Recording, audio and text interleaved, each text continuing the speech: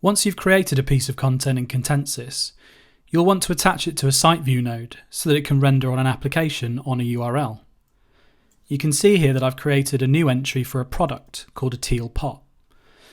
Next, I'll navigate to the site view screen and use the tree to find the exact node that I want to attach my new piece of content to.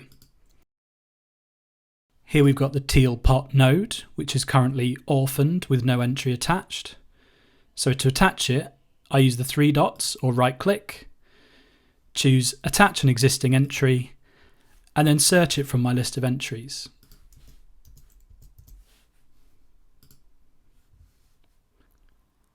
Once I hit attach entry, my entry is instantly attached to my node, and that piece of content will be available on that URL. So there you have it. That's how to attach an entry to a node in Contensis.